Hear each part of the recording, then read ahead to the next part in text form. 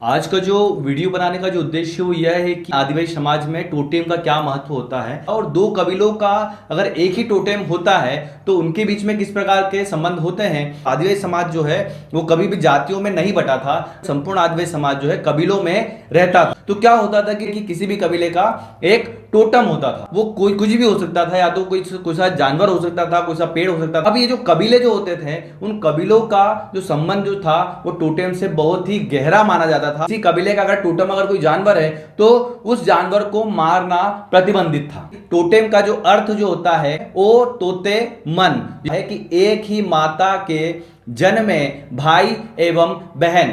तो इसी कारण से अगर किसी दो कबीलों का अगर एक ही टोटेम होता था तो उनके बीच में वैवाहिक संबंध भी स्थापित नहीं किए जाते थे। सबसे पहली बार जो टोटेम शब्द का जो उपयोग जो किया था वो अमेरिका के ओजिब्वे कबीले में इसका उपयोग हुआ था। अगर हम लोग भारत देश की बात करें, जो तांबे कबीला जो है, तांबे कबीला का जो टोटेम जो हुआ करता था वो नाग हुआ करता था। अगर बात करें हमारे मध्य प्रदेश की तो मध्य प्रदेश में जो पहले के समय में जो सबसे बड़े जो दो कबीले थे, एक कबीला था भिल्ल कबीला और दूसरा कबीला था गोंड कबीला। भिल्ल जो है ये संस्कृत शब्द है जिसका अर्थ होता है धनुष।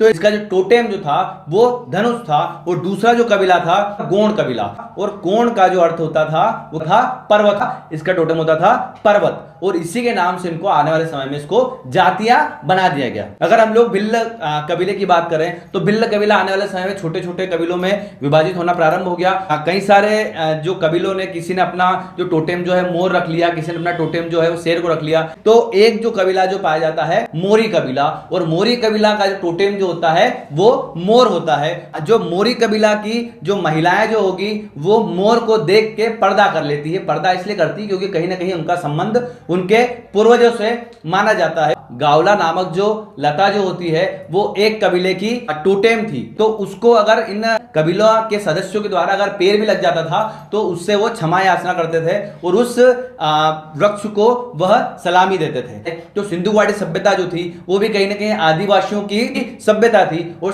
कबीलाई व्यवस्था में ही स्थापित थी। तो दो सिंग वाला जो भैंस जो हुआ करता था वही उनका टोटेम होता था। जो इन भैंस के सिंगों को जब अपने सर के ऊपर रखता था तो उसी आदिवासी गण प्रमुख को भैंसासुर भी कहा जाता था। तो हम लोग ये देख सकते हैं कि टोटेम का अस्तित्व आज से 5000 साल पहले आदिवासी कबीलाई व्यवस्था जो थी और उसी को कहा जाता है इंडस वैली सिविलाइजेशन, और इसी को हिंदी में कहा जाता है सिंधु घाटी सभ्यता।